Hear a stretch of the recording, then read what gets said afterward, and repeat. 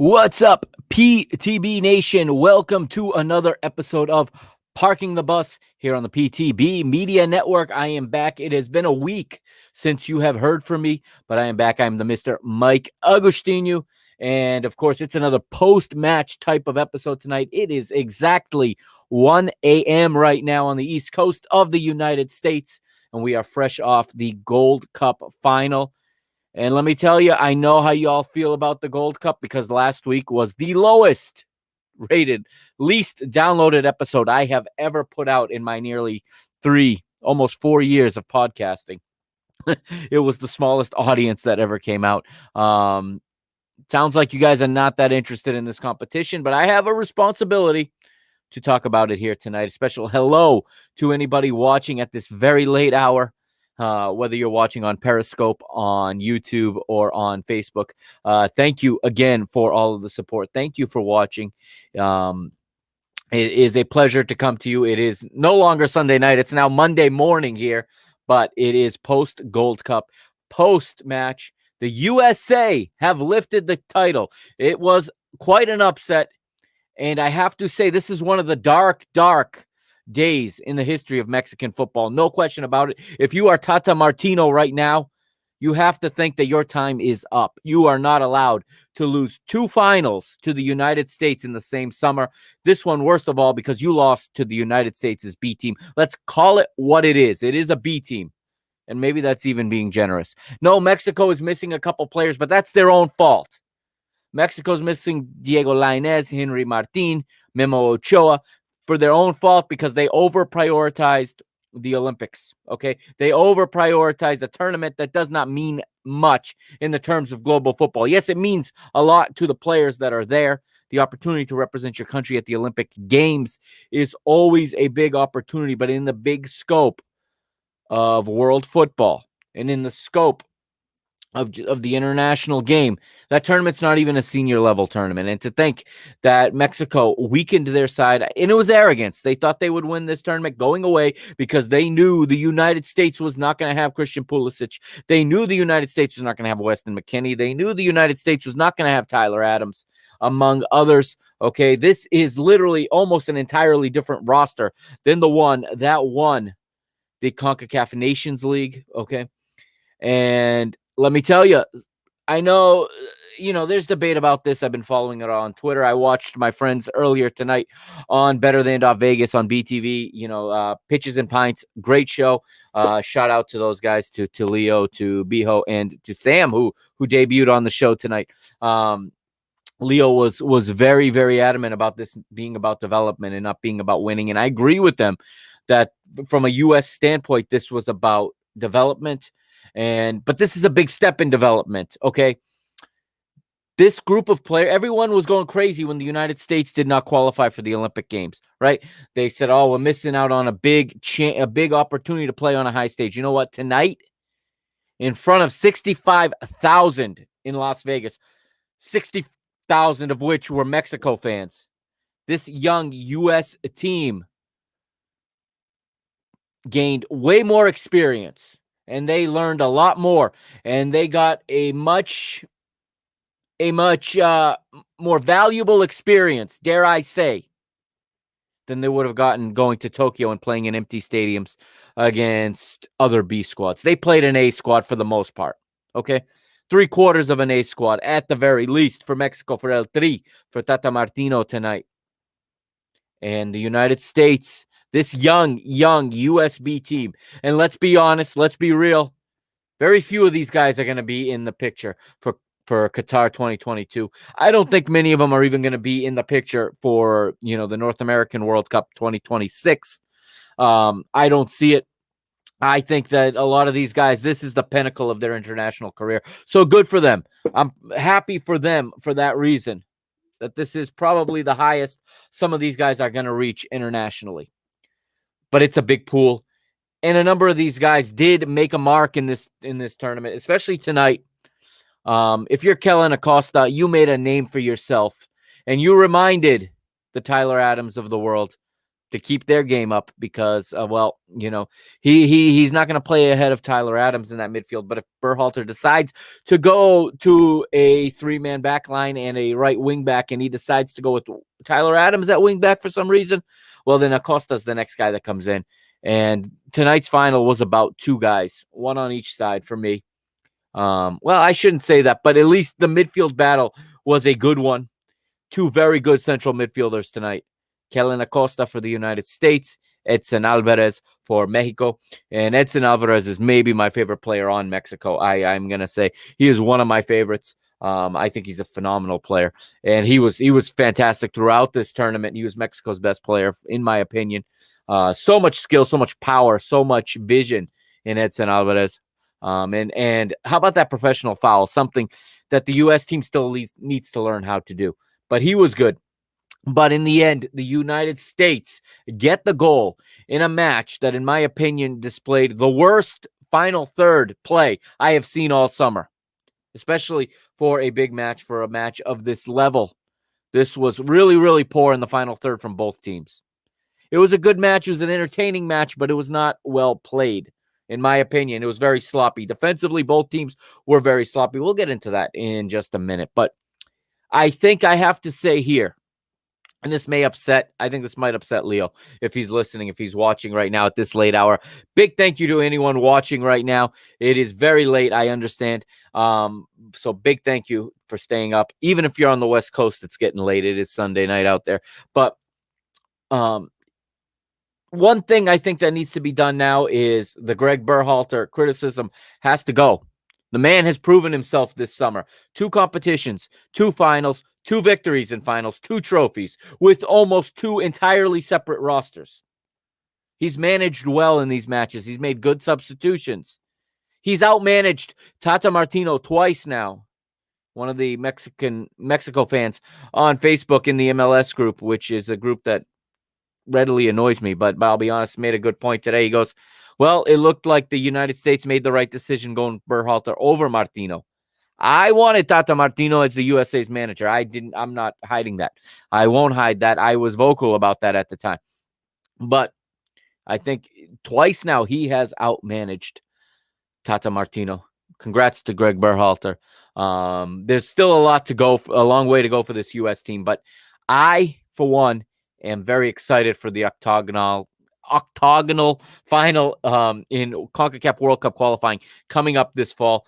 And it's going to go fast. It's 3 matches per international window.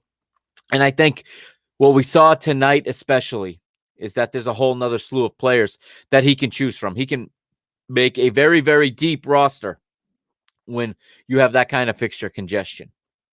And a lot of the CONCACAF teams are not, at this point, going to have fans in their stadium. The United States will have an easier time going to Central America, I think, in this cycle.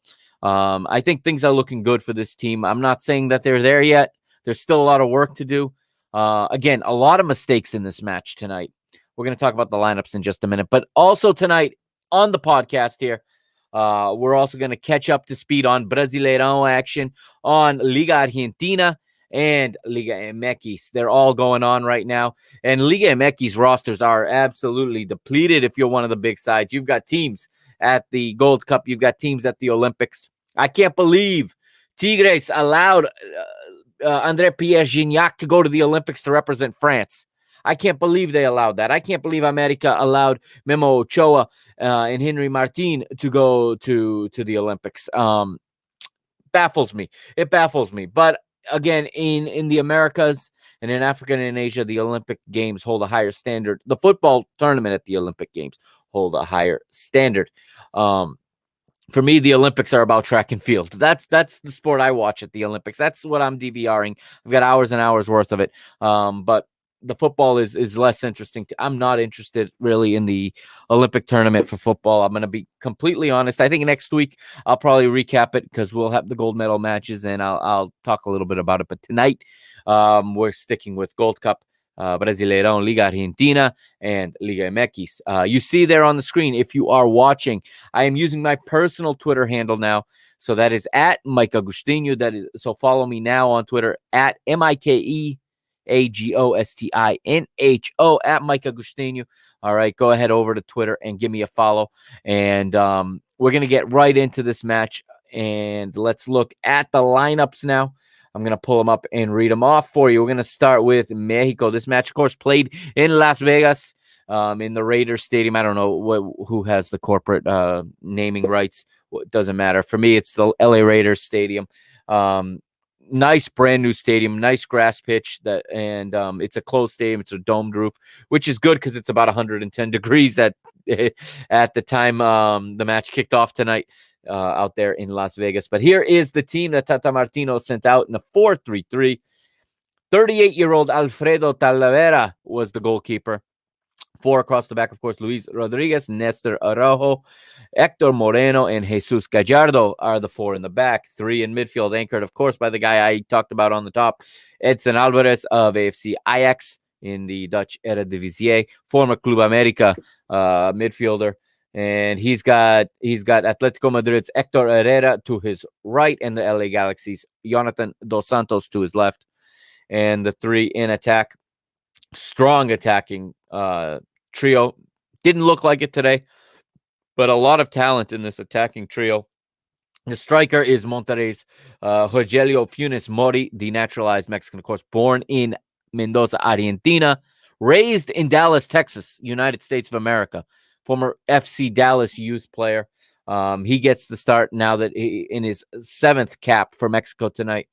Orbelin Pineda is to his right, and Porto's Tecatito Corona to his left. For the United States, they go with the New England Revolution's Matt Turner in goal tonight.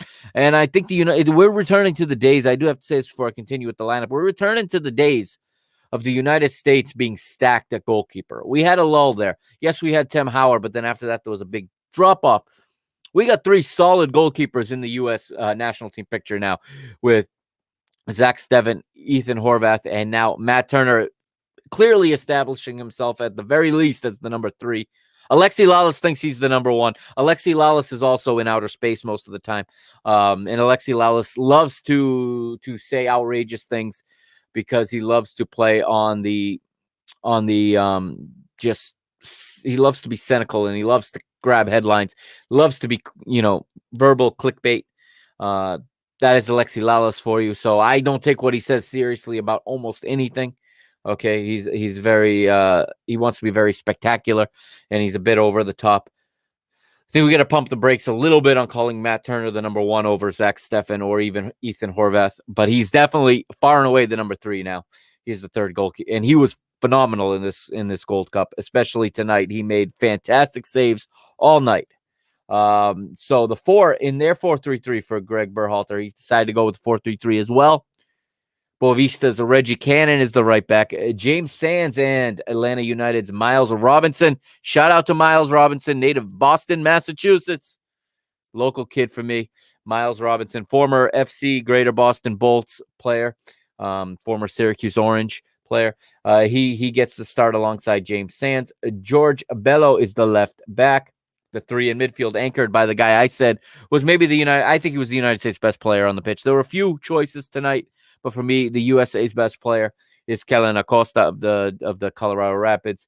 He anchored the midfield. Sebastian Lletget to his left, Eric Williamson to his right, and in attack, a strange change. I think DK is replaced in this one by Gregg Berhalter. He opts to go with Jazzy Zardes, and like for like switch. I would have preferred to see DK. He's got more upside than Zardes at this point.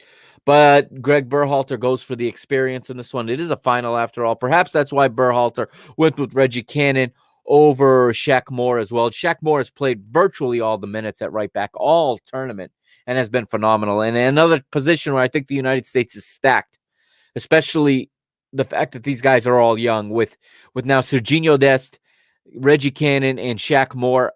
I think you have 3 right backs for the next decade, possibly there for the United States. That's a position where they are really, and even Tyler Adams is used often as a right back as well. That they are loaded in that position.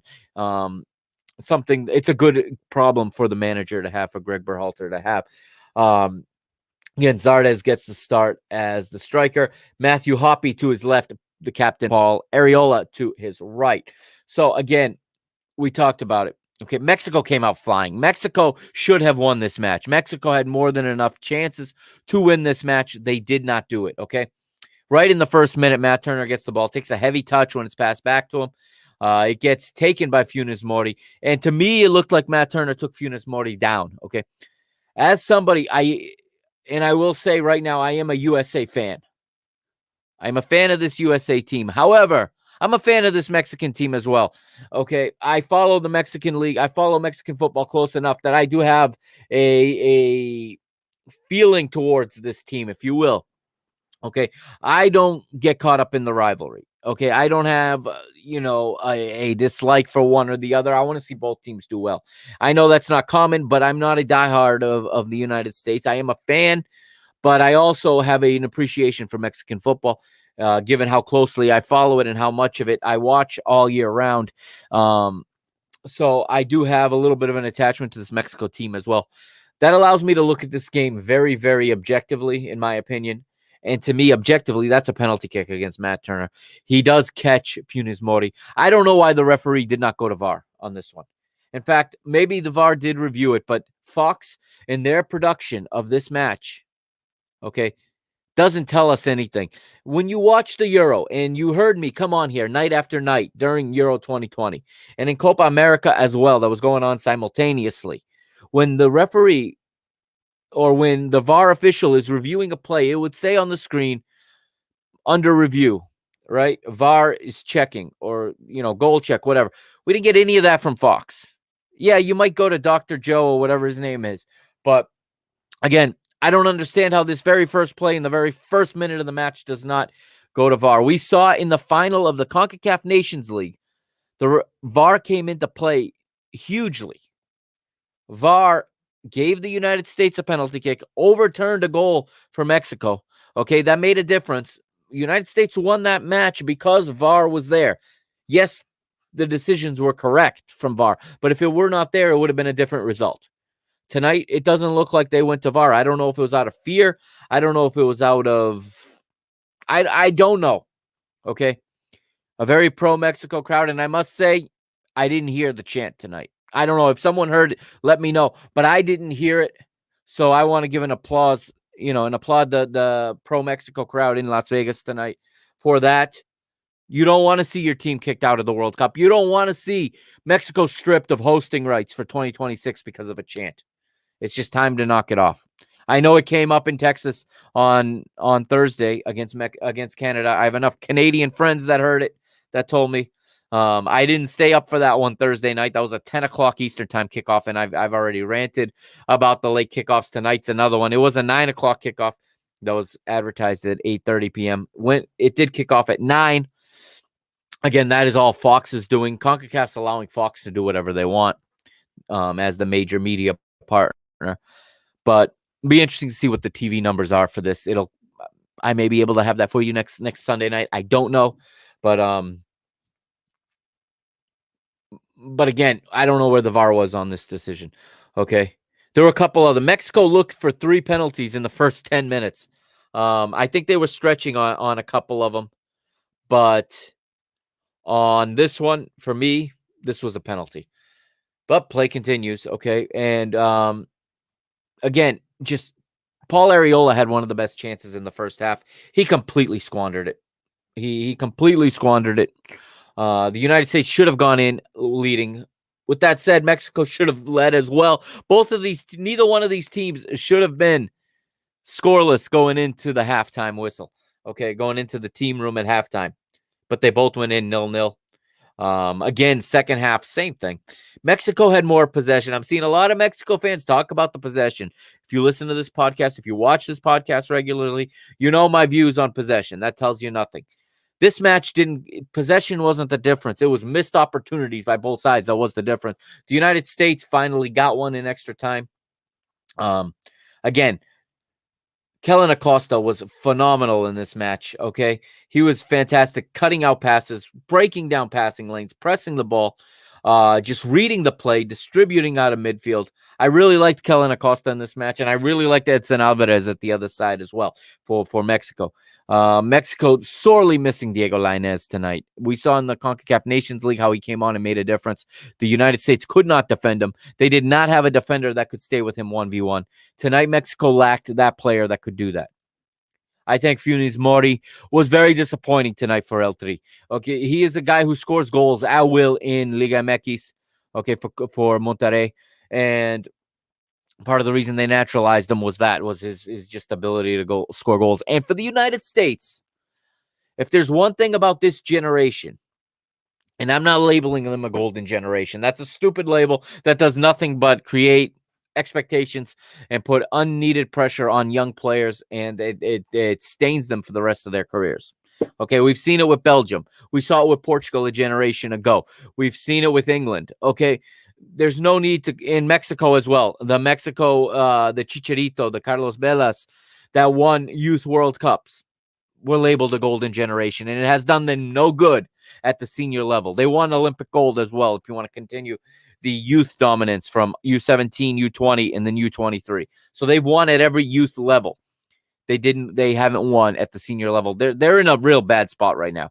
Mexico is in a real bad place right now, in my opinion, heading into the octagonal, the World Cup qualifying. I don't think they have any trouble. They're gonna have any trouble qualifying, but I don't think they're playing well. They lost tonight, not because they're not the better team, because they're by far a better team. They lost because their poor form carried them into this match, and their poor form continued through the 120 minutes.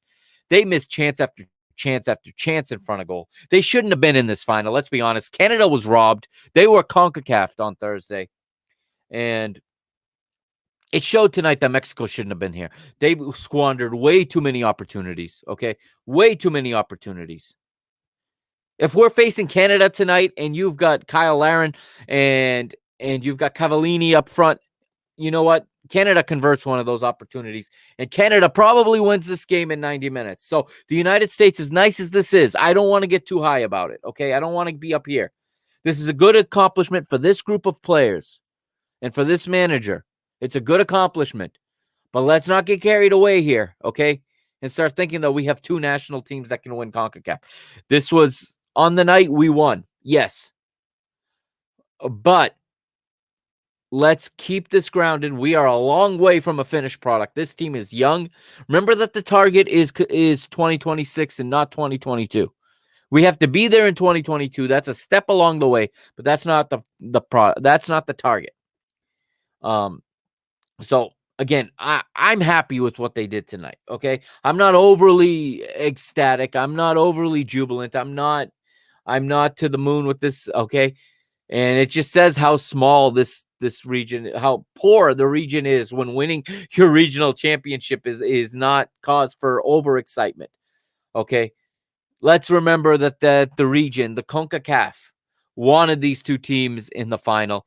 Can you imagine if we had a USA-Canada final tonight in Las Vegas with only 20,000 in the stands, or 30,000, without the 60,000 Mexico supporters? Why do you think Canada got CONCACAF'd?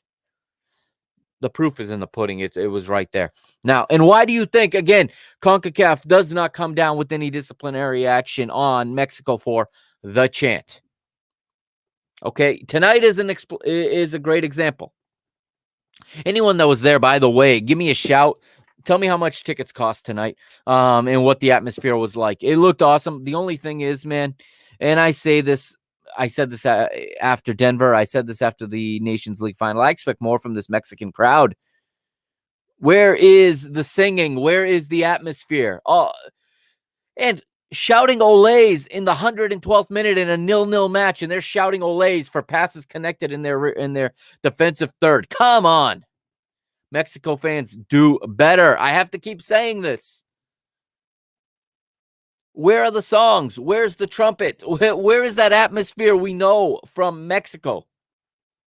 Maybe the musical instruments are not allowed in. Probably not. U.S. stadiums, I don't think, allow them in. But where are the songs? Where is the jumping up and down? Where is the good chants? Where were they tonight? Again, where were they in Denver?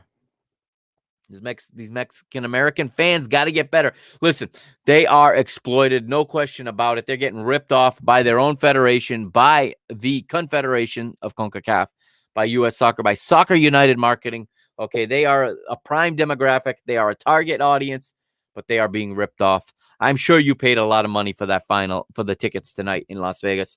Had it been United States versus Canada, you would have seen tickets going for $10 or $15. No question about it. I was hoping for that. I was rooting for that because I love when CONCACAF loses money. I'm going to be honest.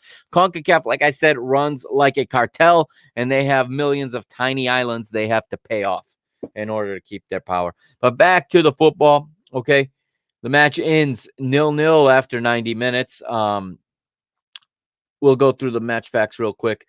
65th minute, Berhalter made a triple substitution. Again, this new fad in football, whether it's international or club, subbing outside backs. Reggie Cannon is off. Shaq Moore is on. Shaq Moore's had a fantastic tournament, like I said.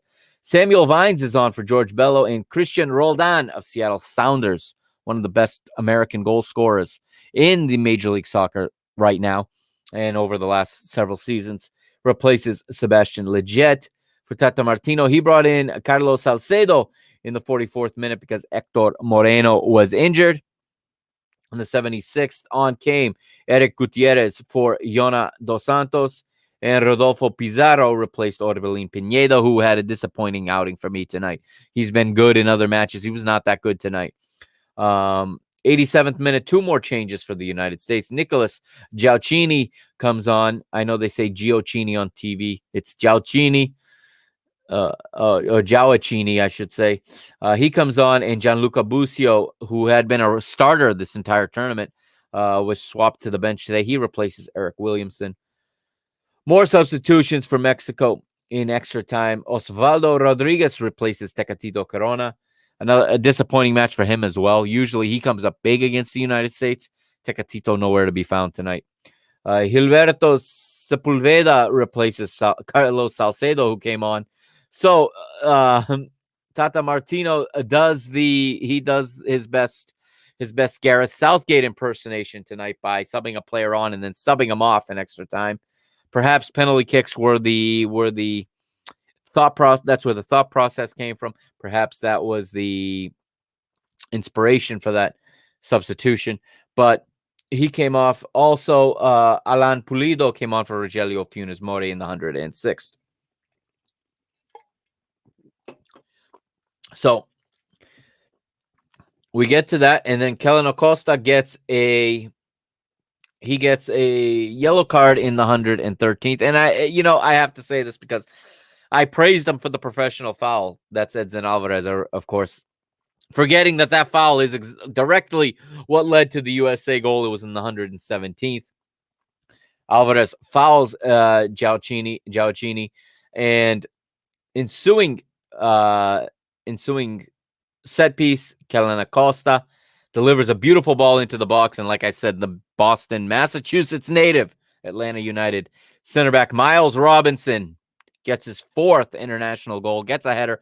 He beats Talavera, the Mexican goalkeeper, and the United States take the lead 3 minutes from the end of extra time. And they celebrated with that small pocket of U.S. fans there behind the goal. Fantastic. Just great fight and great grit from this team tonight. Okay, these players played to the top of their ability. If nothing else, you have to be very proud of that. Again, I don't believe that a lot of these players have real futures as regulars in the national team. Some of them may come in and out as squad players for depth.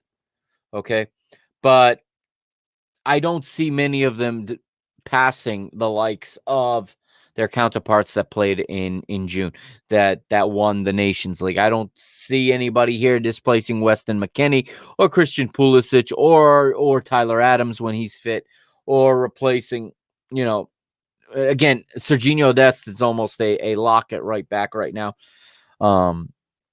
This is a deep team, and I think what they did do that's well is they reminded that other squad to keep it up if they want to stay in the first team.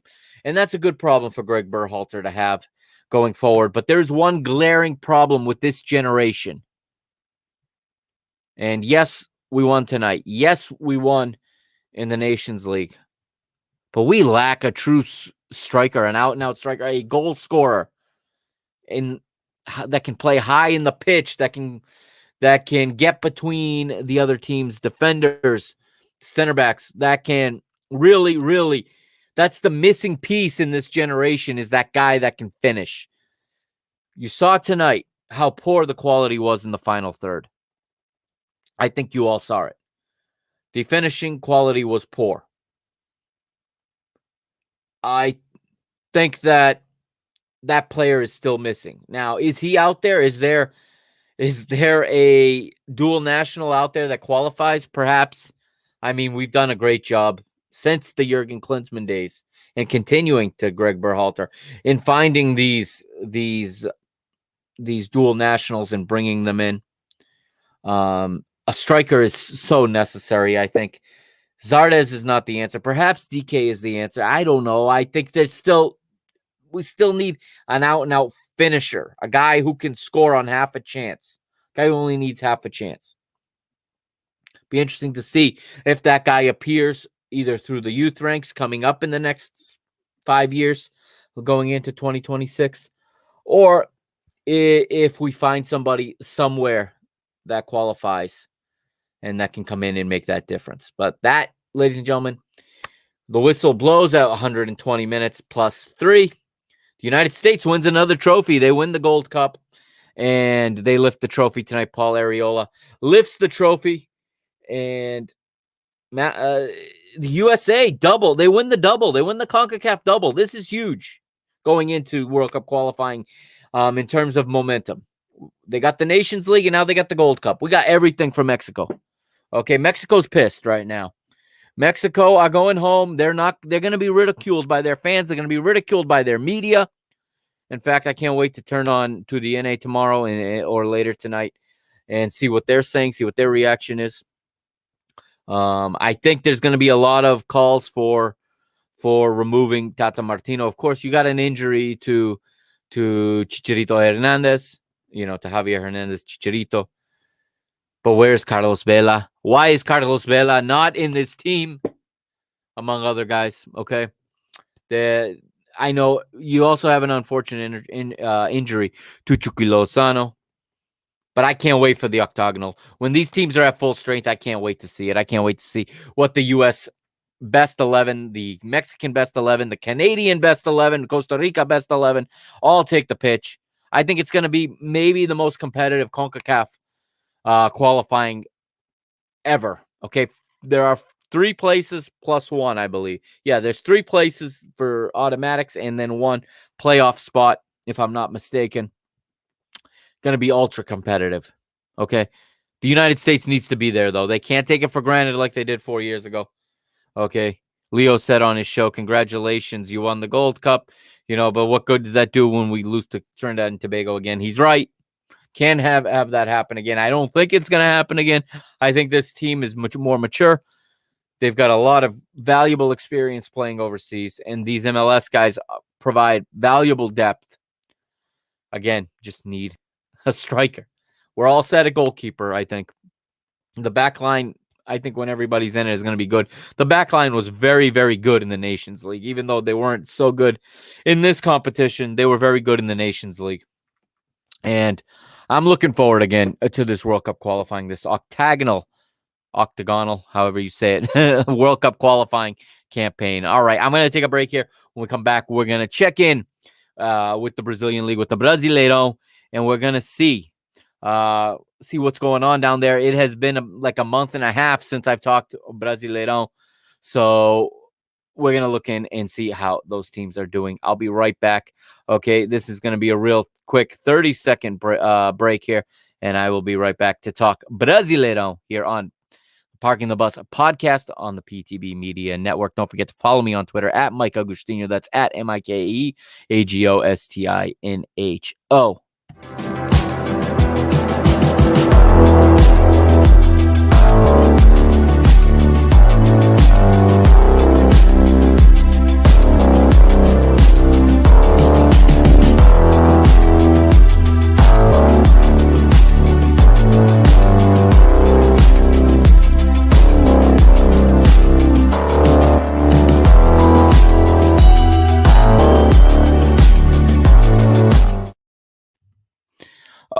right, we are back here on the PTB Media Network, back on YouTube, Periscope, and on Facebook. This is Parking the Bus, episode 67. We're going to Brazil now. We are in round 14 in Brazil. Some things have changed.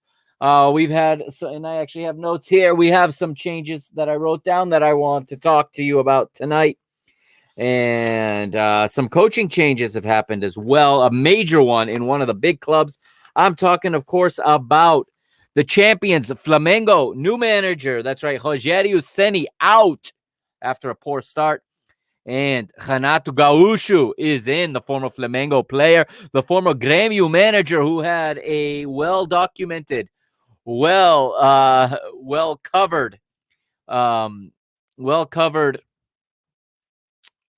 rivalry with Jorge Jesus. We got a comment here. I'm going to throw this comment up before we move on. And Parlay Pro Fresh says, I'll go first of all to his first comment. He says, this is wrapping up the last segment. Fantastic for the USA B squad to win the World Cup, but pretty much the entire USA starting 11 choosing not to play should temper people's celebrations. I don't know that they chose. Some of them may have chose not to play. Some of them were not allowed to play by their club teams. Very few club teams are going to allow anybody to play two tournaments in the same summer. That is very, very rare. You are seeing it this year, surprisingly, with a couple guys on Spain as well and on Brazil. For example, Richarlison and Pedri are two big names that played in both their tournament, their senior tournament, and now are playing in the Olympics. To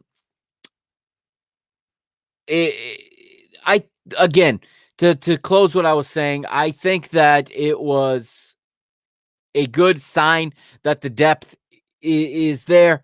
But in closing, I have to say it's more of a failure from Mexico. I don't want to take credit away from this United States team. I don't want to take away from anything. They worked hard and they earned this achievement, but they earned it because Mexico did not do what they were supposed to, and they took this lightly. And in the end, I think Mexico failed more than anything else. But again, moving on, we're going to go back to Brazil now. That's how I saw it. But moving on to Brazil now.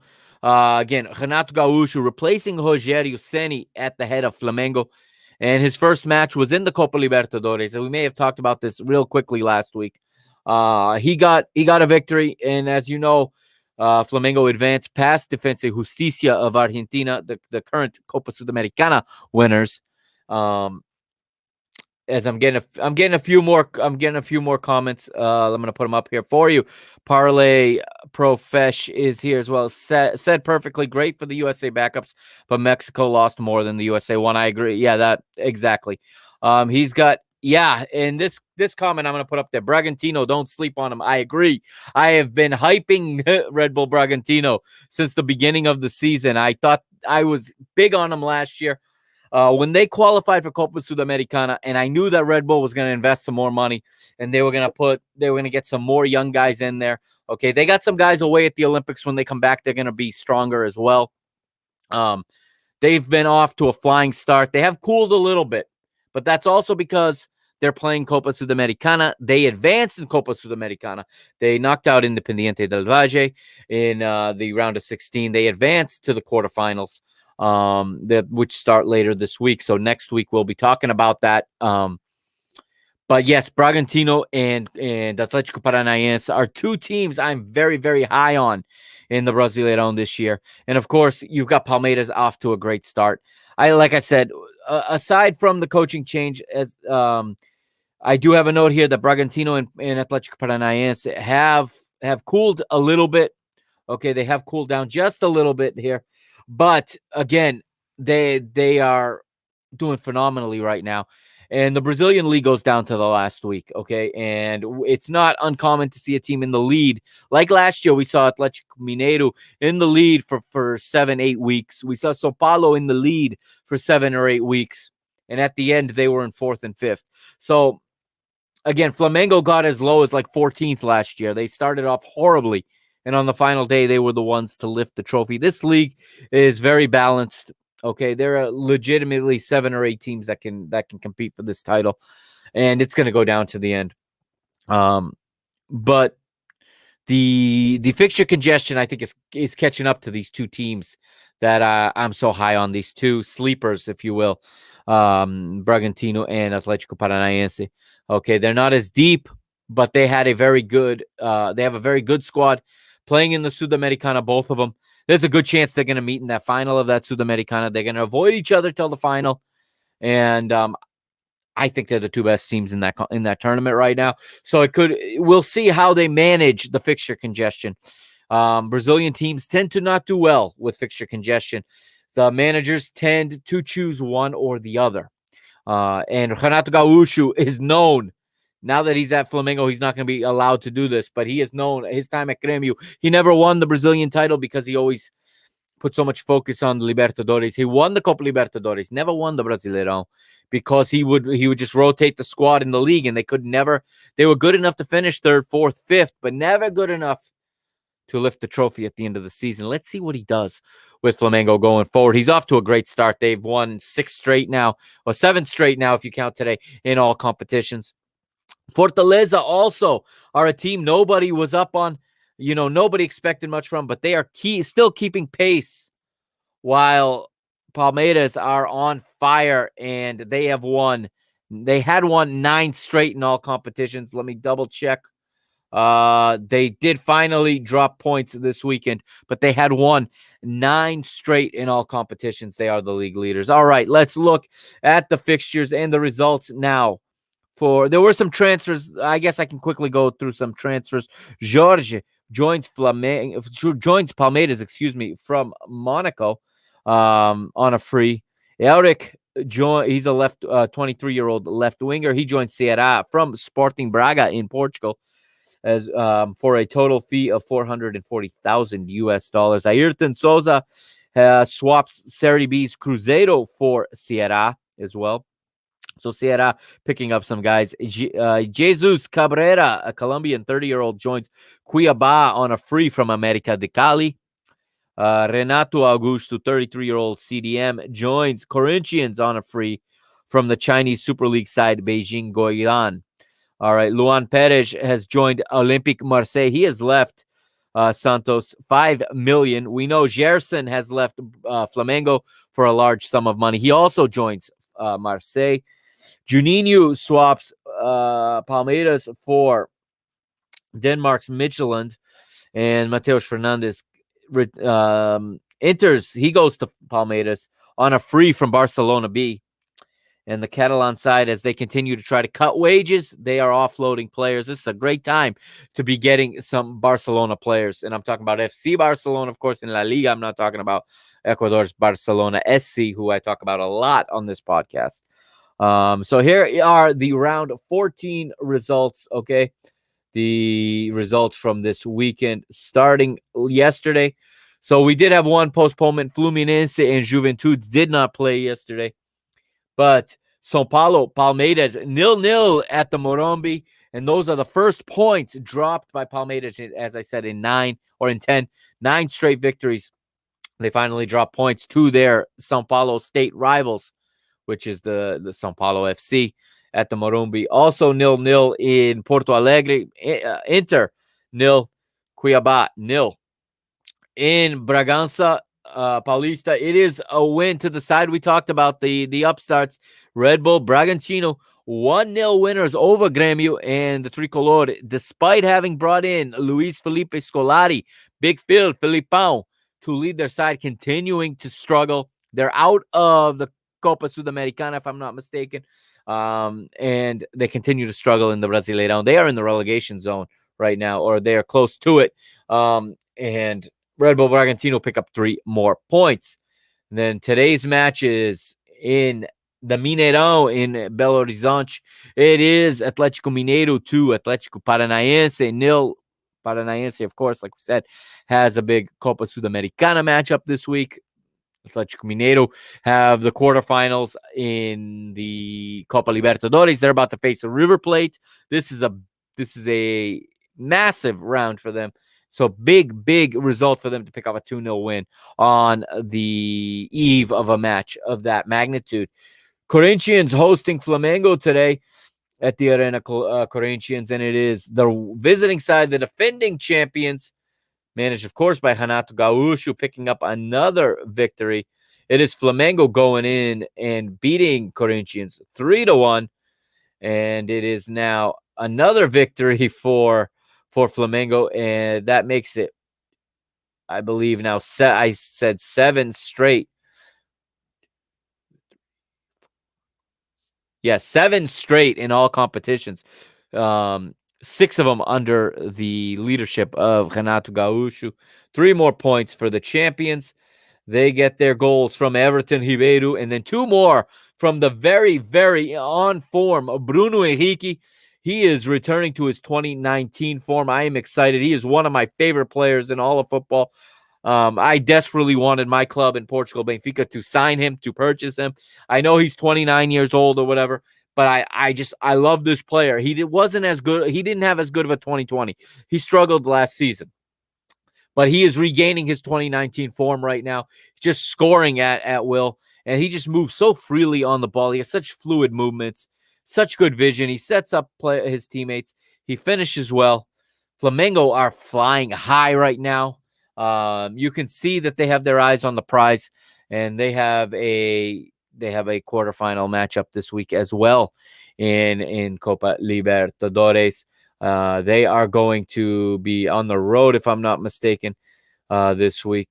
They are traveling. No, they are home this week. They do not have Copa Libertadores this week, apparently. They're going to play a week later. They got Copa do Brasil this week. Thursday, they'll travel to play ABC. But another victory in the Brasileirao here for the Mengão. Again, goals from Everton Ribeiro and from Bruno Henrique. They are just on fire. Bahia drop a tough one at home to Sport Recife. Sport Recife are a club that is always in that zone there between the relegation and the Copa Sudamericana. It's a very small window. You're either fighting relegation or you're fighting for a spot in the Copa Sudamericana. At the end of the season, there'll be, I think, 2 places in between those 2 distinctions. But big 3 points for Sport Recife. Chapecoense drop a tough one at home to Santos. Santos go in to Santa Catarina and win 1-0. Atlético Goianense 1. América Mineiro 1.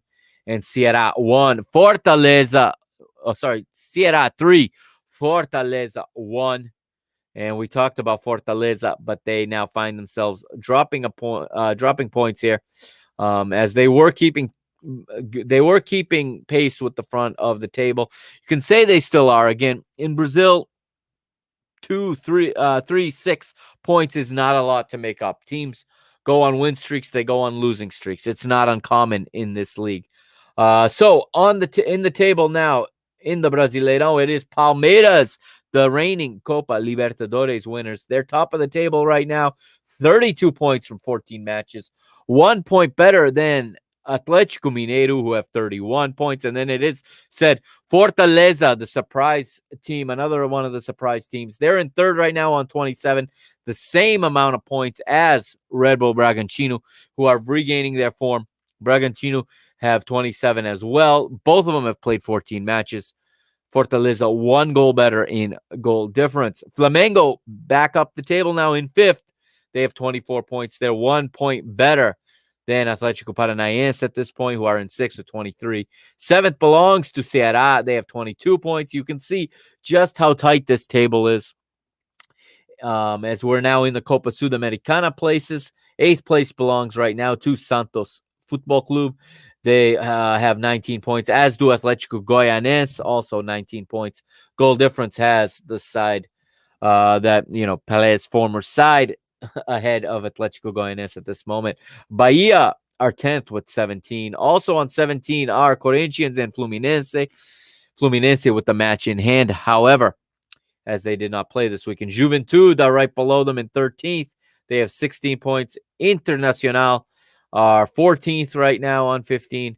Sport Recife, 14 points. They're 15th place. Cuiabá, the promoted side, above the relegation zone right now by 1 point. And you have some giants in the relegation zone. 17th place, São Paulo, a club of such history, a club of such dimension, of such such such a mystical club.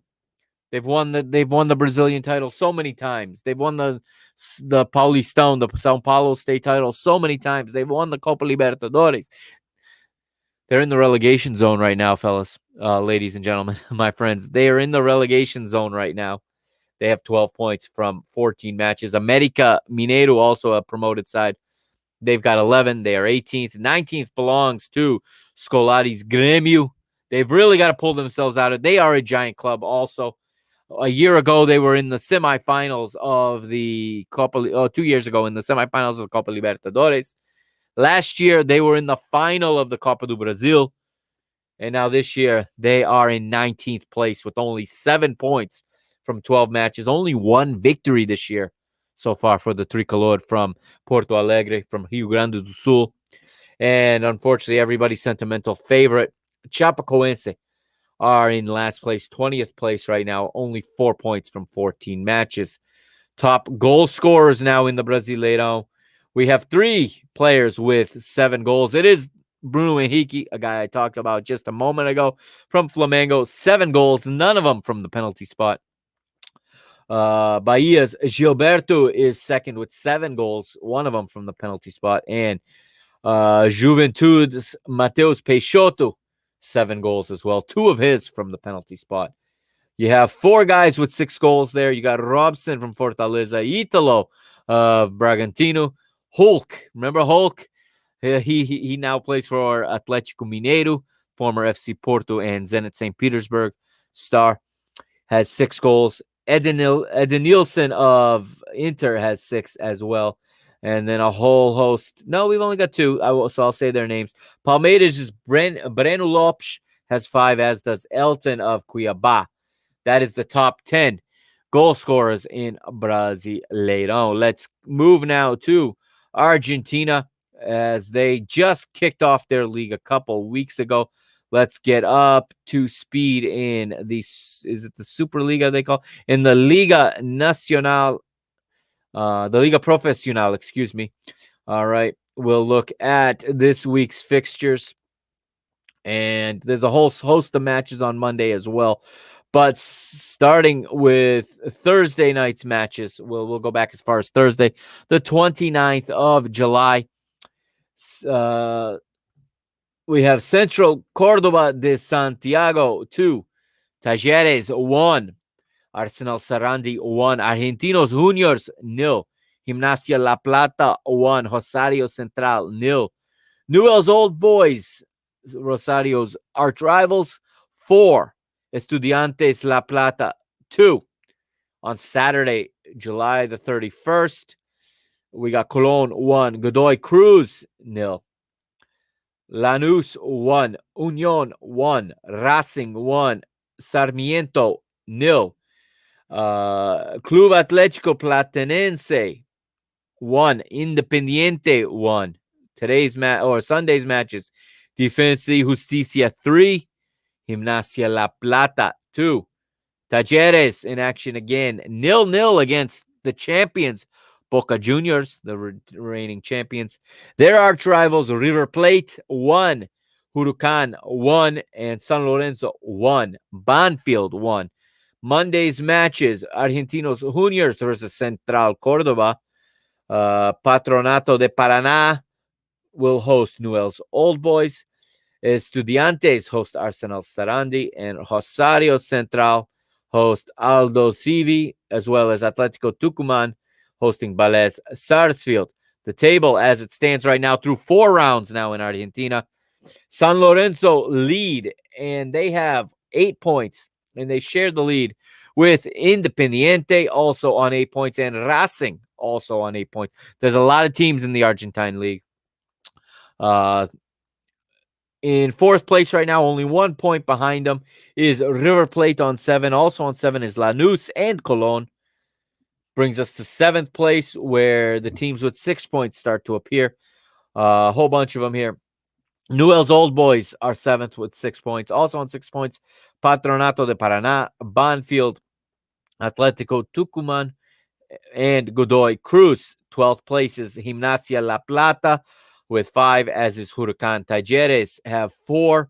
So do Central Córdoba, Argentinos Juniors, Defensa y Justicia, Arsenal, Sarandi, all with 4 points. Estudiantes in 19th with 3. Rosario Central also on 3. This is from 3 matches. And then the champions, Boca Juniors, are in 21st place right now. They've played 4. They've actually played a match more than the teams around them in the table, and they've only got 3 points right now. They were wrapped up in Copa Libertadores, and there was a long stoppage also of play in Argentina. Some of these teams are lacking fitness. They were shut down due to the resurge of COVID in Argentina. And there's something here in the chat that I'm going to get rid of. That is the last we will see of Surf Dog. He has been blocked. Where was I there before I was interrupted by some racist commentary in the chat? Anyone that saw that, I do apologize. I obviously will not repeat it. That user has been blocked.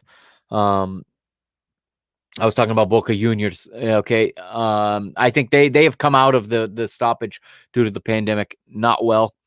They did not look good in the 2 matches against Atlético Mineiro in the Copa Libertadores. They have not looked good in this Superliga Argentina, or the Liga Profesional as they're calling it now. They really need to get it together. I know that they're trying to sell players as well. It's a tough time to be a big club right now in South America. Revenue is not coming in the way they're used to. They can't fill La Bombonera at all, and same goes for their rivals. River Plate's also struggling, but right now, Boca Juniors 21st place in the Argentine League. Aldo Civi is in 22nd, also on 3 points, and still with 3 points is Sarmiento. They're 23rd. Vélez Sarsfield has 24. They got 2 points. 25th place is Platense. They have 2, and Unión also on 2 in 26th. Yes, there are 26 teams in the Argentine First Division. Each team they'll play 1 match, I believe, against each other, and that is the league. The first half of the season they play the Copa de la Liga, where they play everybody once as well, or they play several teams once. In the end of the season, it comes out to a normal 38-match season for the Argentine teams. But this Liga format, everyone plays each other once. All right, let's go to the league leaders here in the Argentine League, and it is Lanús's Jose Sand leading with 5 goals right now. Behind him, 3 players with 3: Manuel Castro of Huracan, Nicolas de la Cruz of River Plate, and Racing's Ramiro Carrera with 3. And then a whole host of players, a ton of players, 15 or so with 2 goals. That wraps up Liga Argentina. Let's go to our final league that we're going to talk about tonight as this show draws near to a close. Thank you again to everybody who stayed up with me on both coasts tonight. We are going to Mexico, okay, where they're very down about their national team. However,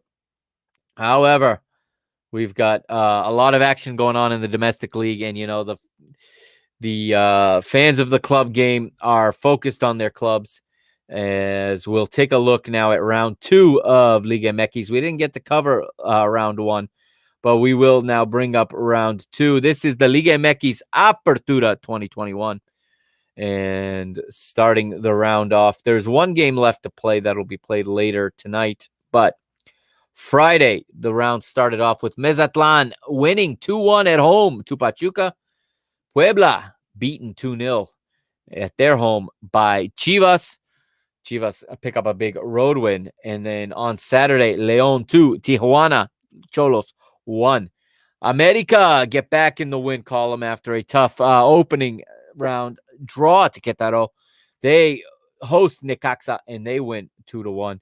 America get their goals from Diego Reyes and Miguel, and from Sorry, Salvador Reyes, not they have two Reyes on the team now.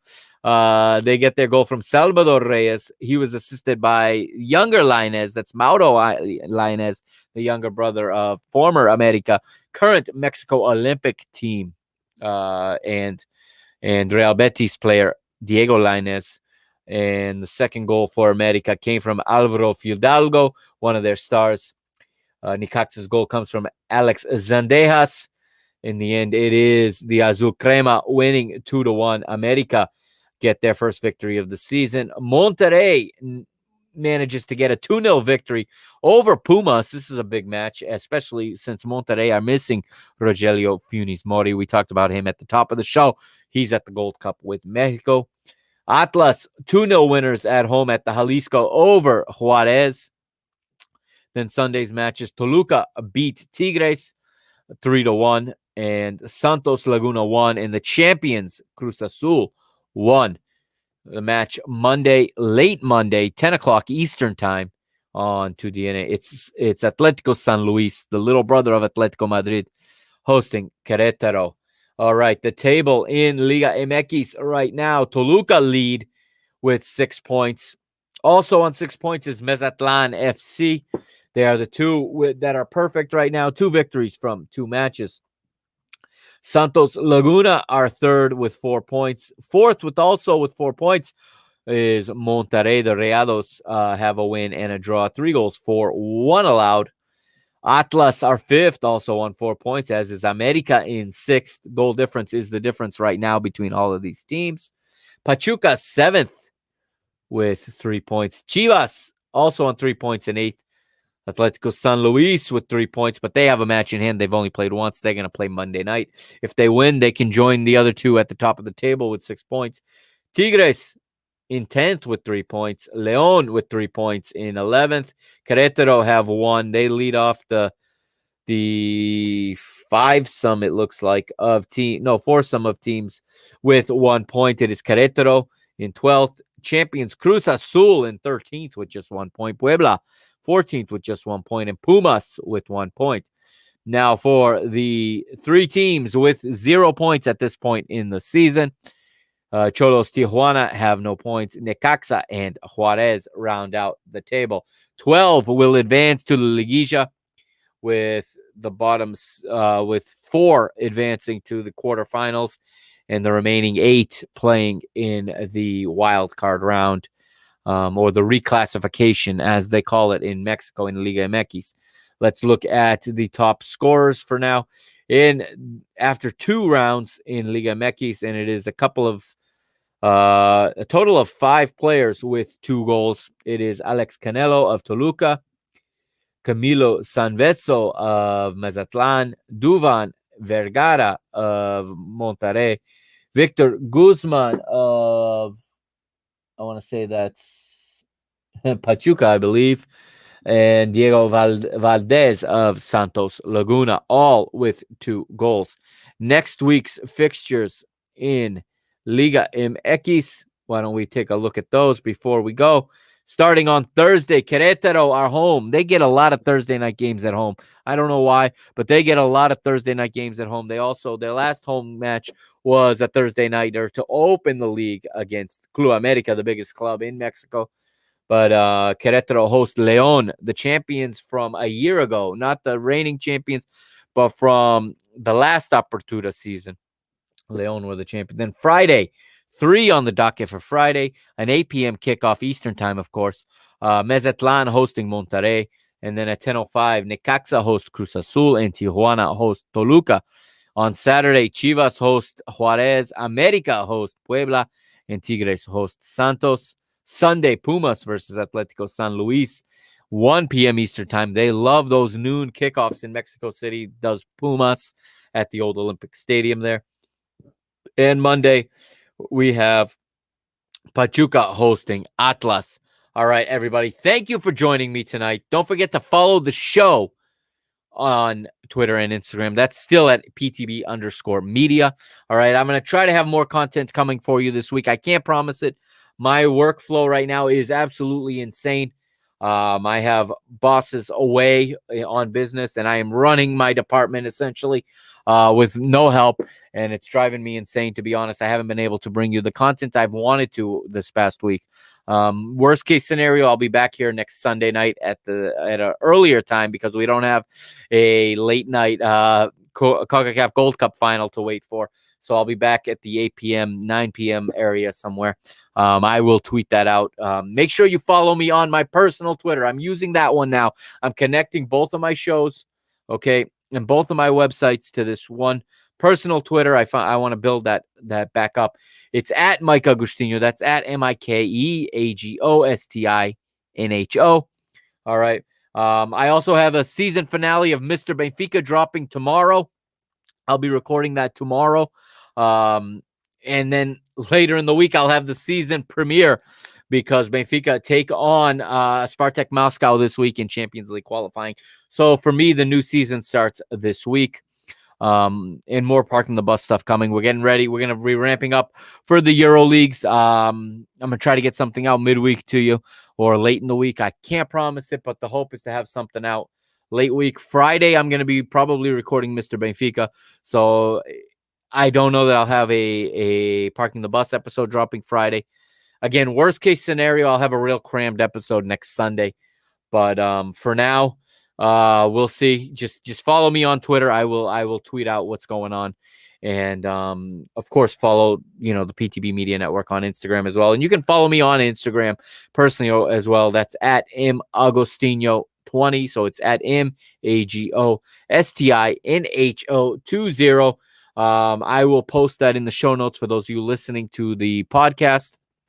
And I'll post more information there as well. But that's going to do it for this episode 67. Thank you for joining me. It has been my pleasure as always. Congratulations once again to the United States winning the CONCACAF Gold Cup. I believe, if I'm not mistaken, they're playing over in Tokyo right now. I'm going to double check. For those of you that are still with me live, I believe there is matches going on right now, or perhaps very, very soon. It looks like, let's see right now, anything going on live? Nothing is going on live right now, but coming up very soon. Okay, we're about 2 hours away from kickoff. USA women versus Canada women in Tokyo. Also, Australia women versus Sweden women in Tokyo later this morning, 3 hours later. Those are the semifinals. Okay, we're in the medal round in the Olympic Games. It doesn't look like we have men's football today in the Olympic Games. So it is the women today. And I'll take another look. And tomorrow, yeah, we got the men's semifinals tomorrow. That's at least tomorrow here in North America. It'll be Wednesday in Japan. But it is Mexico taking on Brazil. And then the other semifinal is Japan taking on Spain. So that's where we stand. And I'll see you next week here on Parking the Bus. Thank you again for joining the Mr. Mike Agostinho here, signing off. And I'll see you next time. Enjoy your week, everybody.